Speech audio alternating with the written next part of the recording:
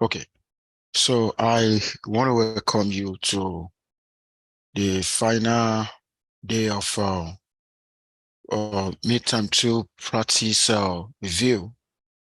On Monday, we started this and I walk you through problem 1 and problem 2. So today, the focus is going to be on problem 3 and problem 4. Okay, so that is what the focus is going to be. And of course, I've already told my TA to make sure all assignment solutions are released latest today. Okay, for those who want to compare maybe the solutions in the assignment with the one with the one you with the graded script. Okay, so we're going to start from problem 3. The following data come from an experiment to test the paper brightness depending on shift operators. Interest is not in any particular operator. Okay, so I wanted to take note of that. I said interest is not in any particular operator. And of course, this was given by Sheldon 1960 on statistical techniques applied to production situations, industrial and engineering chemistry. Okay, if you take a look at the code, you actually see that they are, the bright was actually, the brightness was the response, and the operator was actually the categorical factor. Now, well, when they run the regression, the ANOVA, this is what they got. Now the question now says, what statistical assumption do I need to assess for this model? Be specific. Okay, so take note, of that. Give me 1 second. Now, if you're talking about statistical assumptions, of course, we are talking about assumptions of normality, okay, as assumptions of constant variance and the like. But, if you take a look at the question here, he said, how do I know that this is the operator is basically going to be a random effect? Is because of the fact that they say the interest is not on any particular operator. So if the interest is not on any particular operator, which means they're not interested in comparing maybe the brightness on average across operators, that is not their interest. Definitely their interest is some variability, and that actually make operator to be a random effect. If operator is a random effect, then we expect operator to have a variance. And anything that have any variable that has a variance must definitely follow a particular probability distribution. The probability distribution we are actually assuming here is normal, and that was why we said the normality of the operator, not only that, the normality of the residual, then the equal variance of the residual. Now, when you look at the equal variance, it only has to do with residual. We don't say equal variance for the operator. That is the hypothesis you actually want to test, where you are testing whether the significance or whether the variability among the operator is 0 or not. But these are the assumptions. These are the typical assumptions when you are dealing with one factor experiment where the only factor is random. I'm going to say that again. The assumptions that you are seeing now is what we assume for a one-way analysis of variance, where the only factor that you have is random. The only factor we have here is operator, and it's random, and that is so that is where you're going to put the assumptions. Now, number two said the operator effect is statistically significant. How do I interpret this effect? Okay, now let me tell you this. If you take a look at what we run here, we cannot take a decision. We cannot use this result that you are seeing, because this result is assuming a fixed effect. This result is not assuming a random effect. It is expected that if you want to analyze a random effect model, you are expected to use a new method, the method of restricted maximum likelihood, or you can even use this method, but this is if you use a traditional method.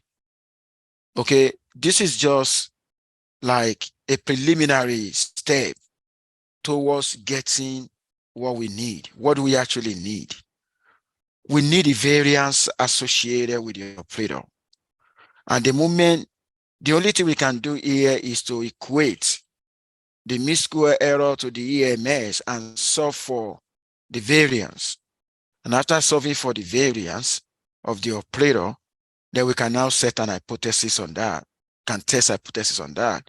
Or what we can do is basically use the method that we know, the LMER function, then we use RLR sim package. That's exactly what I mean. And I say ignore this p-value. So you're actually going to ignore the p-value that you are seeing here, like I experiment, where the only factor is random. I'm going to say that again. The assumptions that you are seeing now is what we assume for a one-way analysis of variance, where the only factor that you have is random. The only factor we have here is operator, and it's random, and that is so that is where you're going to put the assumptions.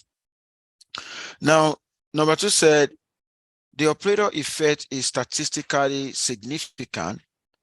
How do I interpret this effect? Okay, now let me tell you this. If you take a look at what we run here, we cannot take a decision. We cannot use this result that you are seeing, because this result is assuming a fixed effect. This result is not assuming a random effect.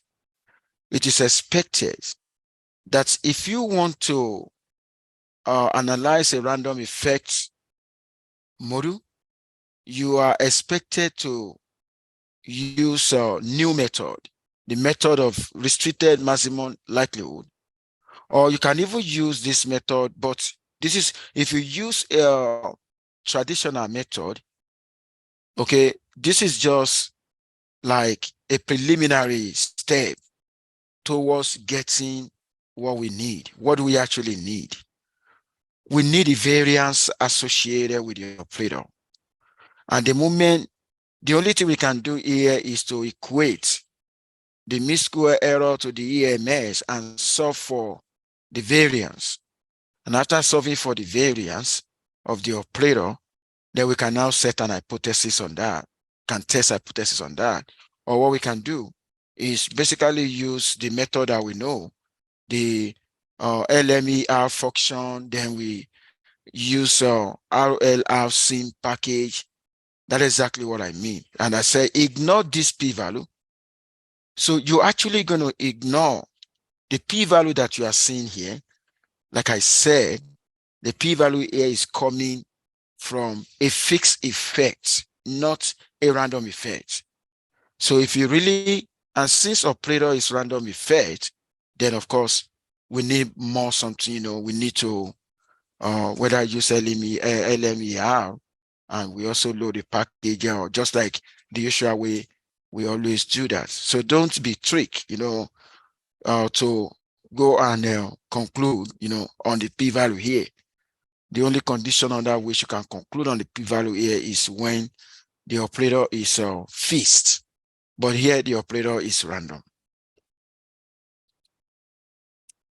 Now, estimate the variance of operator. Of course, in estimating the variance of operator, since the result that you have is you are using the classical approach, then you're basically going to do this. It means you are solving equation. I can confirm to you the probability that you're going to solve an equation in midterm 2 exam is 1. So why not try and get yourself familiar with how to solve equation? Because what do we want to get from the equation? Maybe we use a traditional method, and of course, the traditional method does not come with variance estimation if your effect is random. And what you're always going to do with that is to equate the mean square error of a random effect to the EMS. Then you solve the equation. Now, what am I trying to say now? The variance of the operator is 0.0681. Now, the variance of the operator is 0.681. This is like the contribution of the factor operator to the whole system. Okay, what is the system we're talking about? We're talking about brightness, right? That is the response variable. Now, the next is estimate the variance of brightness. Oh, do you know that the brightness was the response variable? So it's more, this question is more or less asking you to get the total variance. Total variance. Because the total variance has to do with the variance of the response variable in the model. There's no way you can get a total variance without getting the variance of the components that made up the system. You've obtained the variance associated with the operator. The next variance that you need is going to be the variance of the residual. Now, that's exactly what I'm doing here. What do you think I'm actually doing? If you take a look at the module, Yij, the Yij equal mu plus alpha I plus Eij. When you find the variance of that, of course, it's going to be variance of mu plus the variance of alpha I plus the variance of Eij. The mu is constant, it's an intercept. The variance of a constant is 0. That's why it's not. So what you're just going to have is just going to be the variance of alpha I plus the variance of the EI. And the variance of alpha I is talking about the variance of the operator. And the variance of EI is talking about the variance of the residual. Of course, the variance of residual is part of the output. Okay, you can see, which is what you're seeing now. The variance of residual is part of that output. All we just need to do, you add that variance of operator to the variance of residual, then you get the total variance. But let me tell you this, the moment you get the variance of operator wrong, then the variance of the entire system will be wrong. So that's why you can see the question. The question is actually sequential, right? You look at number three, question 3, you have to find the variance of operator. In question 4, you are estimating the variance of brightness. If the variance of operator is wrong, of course, the variance of brightness is going to be wrong. So that's why you need to be very, very careful. Now I've gotten the total variance now to be 0.1743. Now the next question says, estimate the intra-class correlation. Oh my God, question 5 also depends on what I've done before. This is the reason why it is easy to score 0 in any mathematical related subject. And it's also easy to score everything, because the moment maybe you need the answer of one question in another question, the moment the answer of the first question is wrong, automatically every other thing is going to be wrong. That's why you need to be careful. If you take a look at question 5 now, they actually worth 4 points. You want to find ICC. The ICC is just going to be the ratio of the variance associated with that factor, which is the operator, divided by the totality. of the variance. You can see what we're doing now, the variance of operator divided by the variance of the system. The variance of the system is the variance of the response variable. Therefore, my ICC 0.3907. And do you know, if I get my ICC, look at question 6. Oh my God, question 6 is also dependent on question 5. So which means in question, oh, go ahead.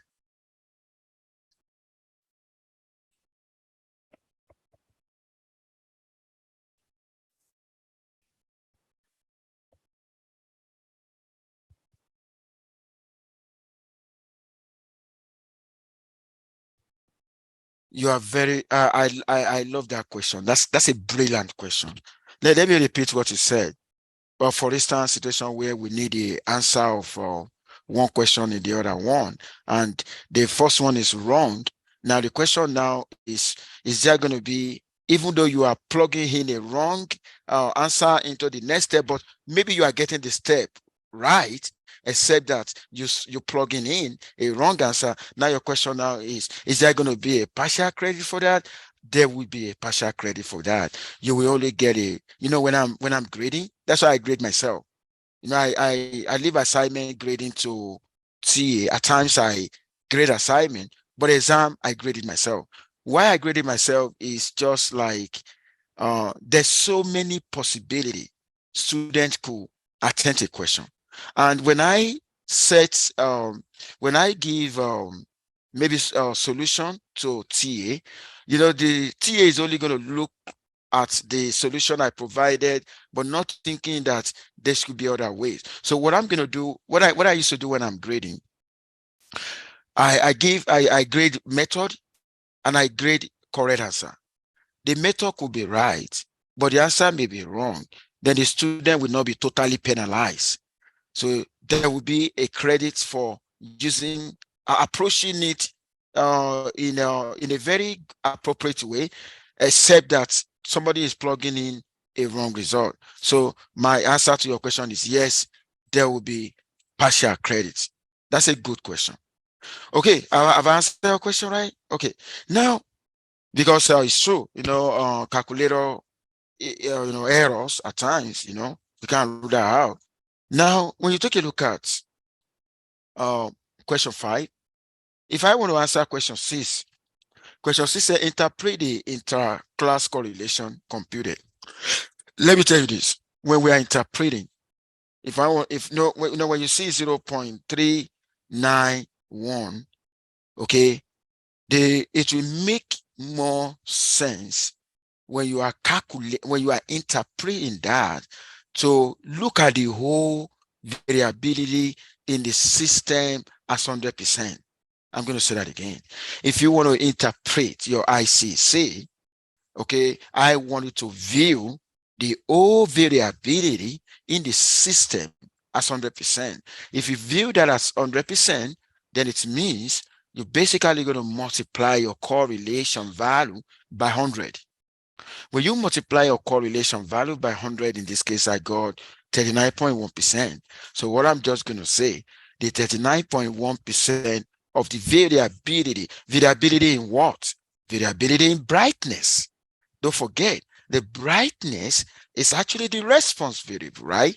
So the 39.1% of the variability in brightness is due to operator. Does that make sense? So you multiply by 100. Now, another question here said, what type of module was fit to the data? Is it fixed effect? Is it random effect? Or is it mixed module? Explain.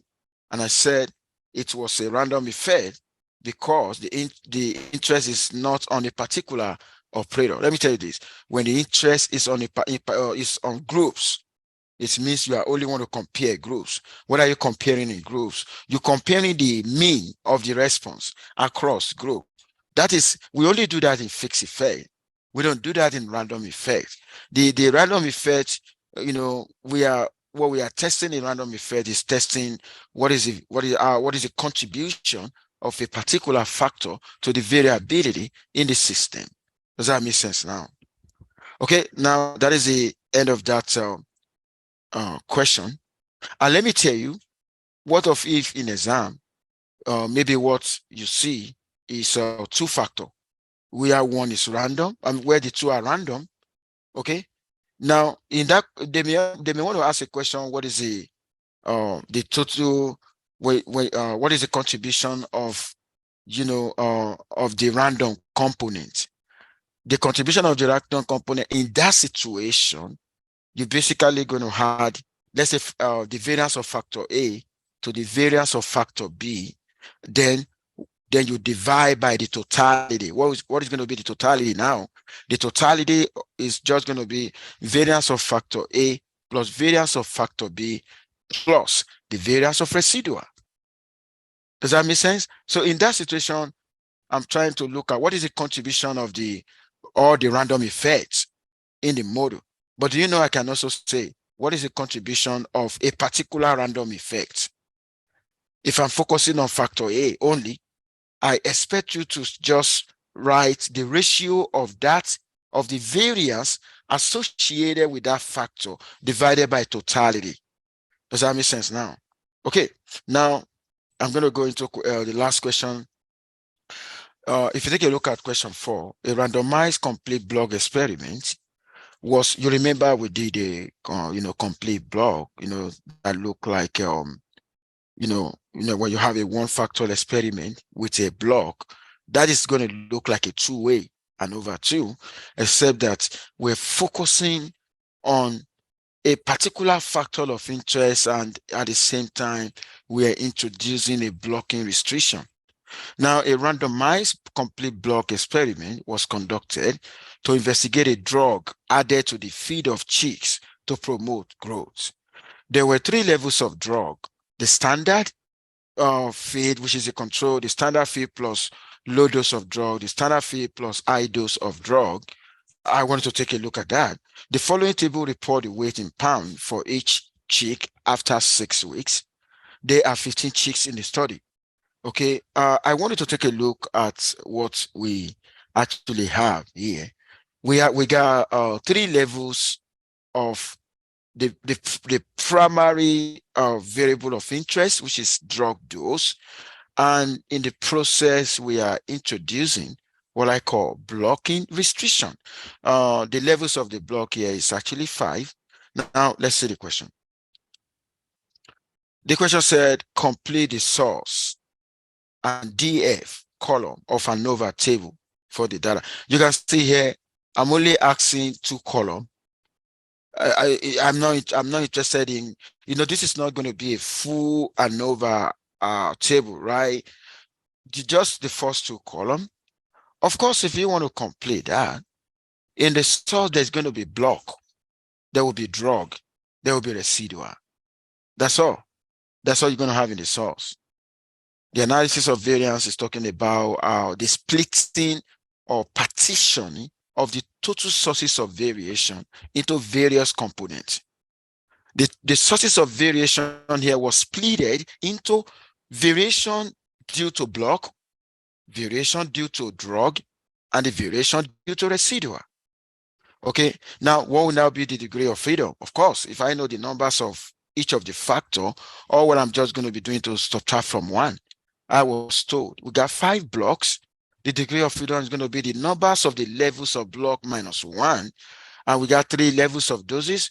The numbers of level of that minus 1. That was how I got 4 and 2. And the moment I got 4 and 2 here, now the question now, how do I get residual?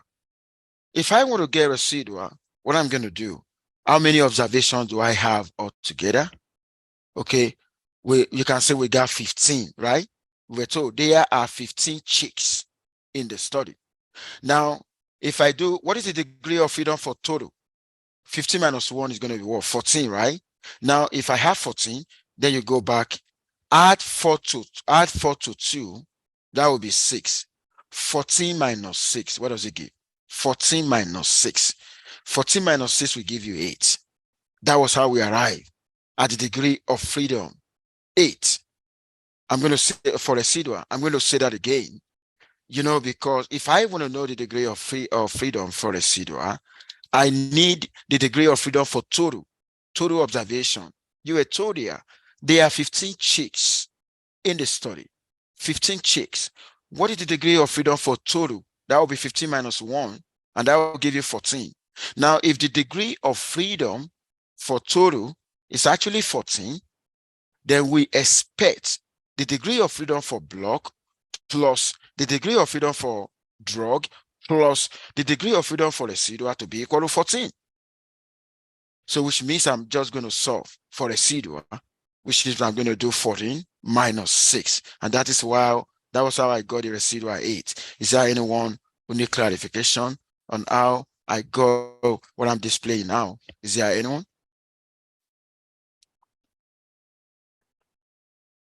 Let me tell you the way this course is going to look like.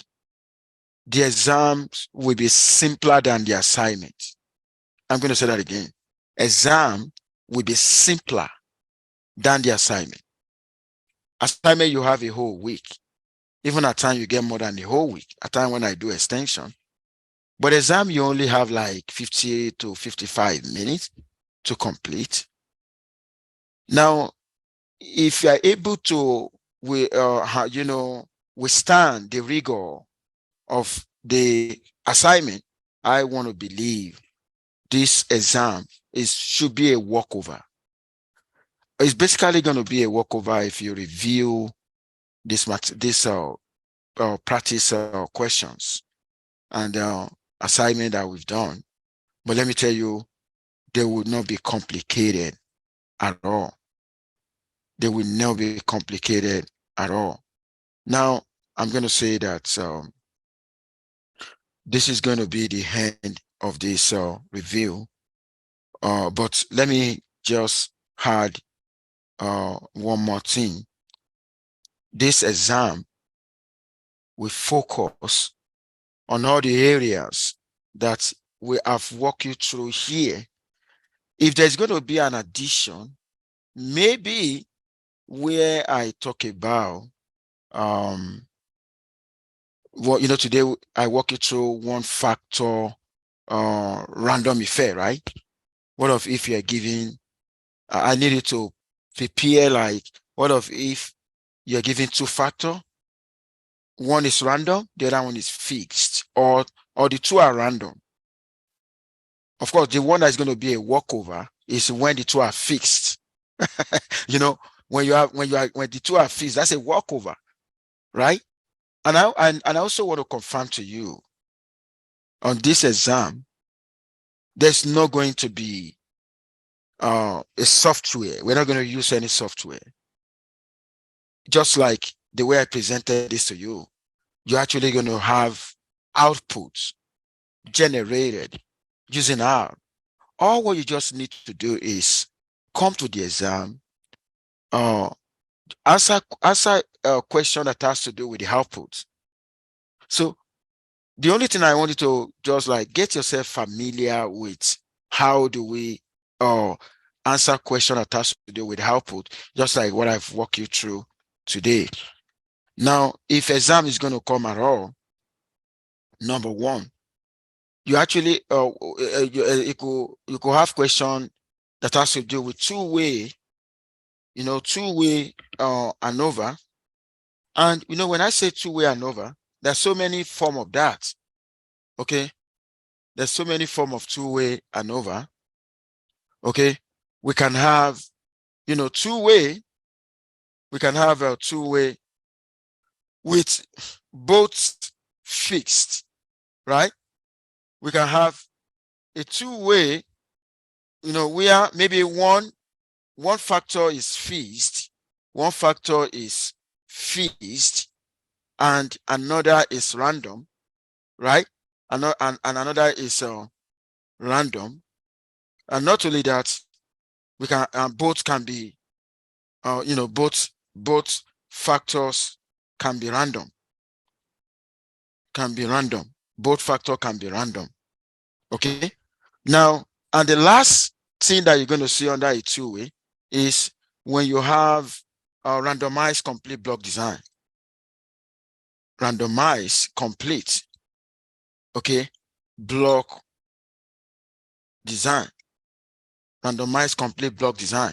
In randomized complete block design, you have, you are focusing on a factor, but you are introducing blocking restriction.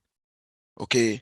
And let me tell you this, the only way we can tolerate the blocking restriction in our module is when the blocking restriction is significant. Because if I give you a question where maybe this particular question now, maybe I run an ANOVA based on drug only, and I run another ANOVA where there is a drug and there is blocking. Maybe the effect of blocking is not significant. If the effect of blocking is not significant, then in that situation, then the ANOVA without blocking should be preferred. Why am I wasting my time when I know that a particular effect will not be significant? Okay. Now, apart from, then another thing you need to watch out for is where you have unbalanced data. The unbalanced data, please revise some of type 2, type 3 sum of square. Type 2 and type 3 sum of square, they are the appropriate sum of square for unbalance. And don't also forget that when I'm dealing with a balance, okay, when I'm dealing with a balanced data, okay, 3 of them will give the same result. We can actually then another thing I want you to take note is this. When I have one way ANOVA, whether balance or unbalanced, I can still use type 1 sum of square for one way. Where we have issue is from 2-way and above. Does that make sense? Please, there could be some theoretical question that may want to test your knowledge, your understanding of what we've been doing. Then you're going to read and cover. Of course, you are not going to run the code. We will provide you the output, just like the one I walk you through on Monday. Okay. Now you can predict what is coming. 2-way ANOVA. Okay. The only thing in the 2-way ANOVA is just like you could have a fixed, you could have a random effect, and the probability that I'm going to give you a fixed result and I will ask you to derive the variance, like solving equation. The probability that would be in midterm 2 is 1.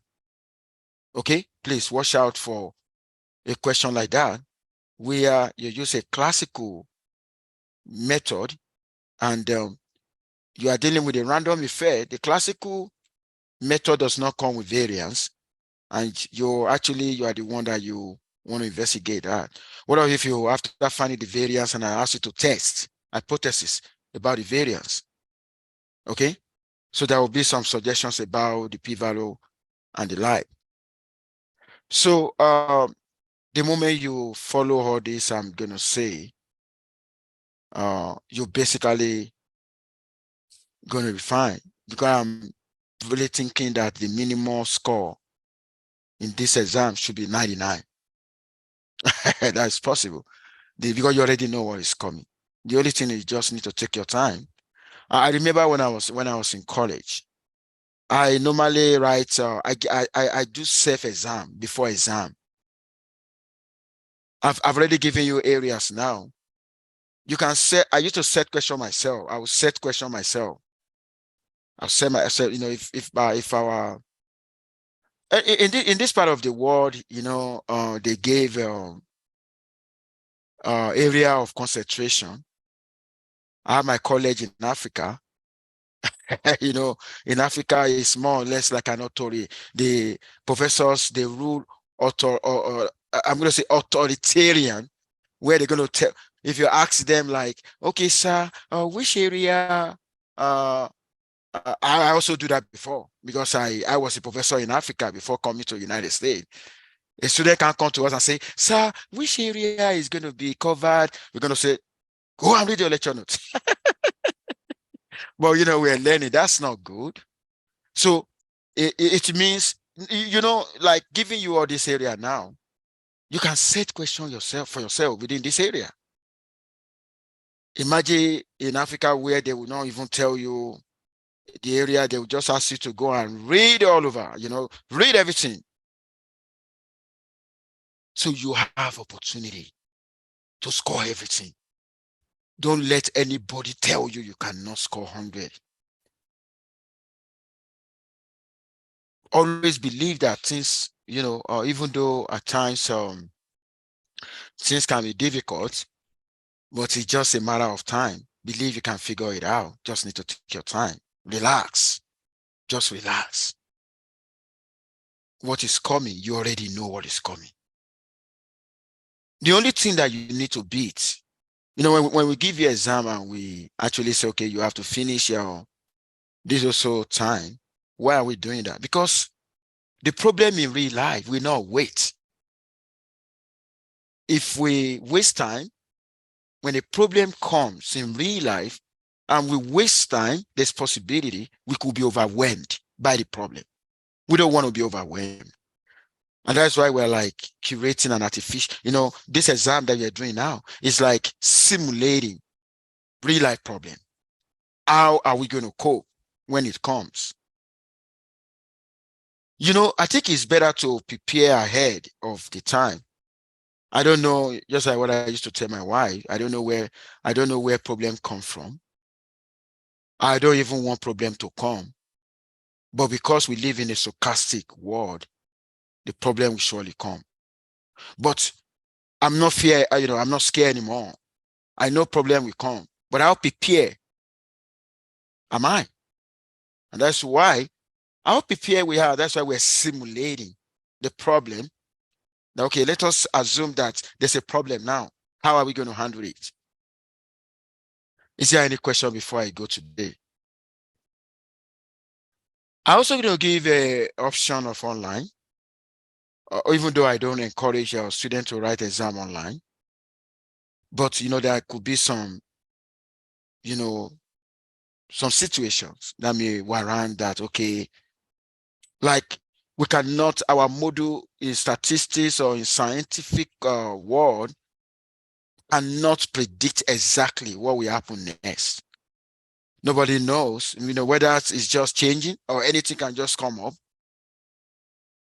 But if you want to write the exam online, I will need you to send me a message latest 11:59 p.m. today that you want to write this exam online, because I compare the online performance with the in-person performance the other time. I saw the average for the in-person was higher.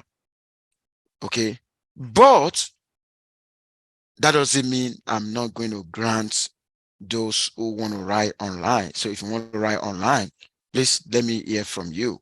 And if you want to write online, it's just going to be the same thing that we did in Midterm 1, where you're going to log on to the Zoom 5 minutes to the class time, and you're going to make sure you are muted because we don't want it to disturb others, and with your video on. Any question? Any question? Okay, I have the confidence that in this exam, you're basically going to score 100%.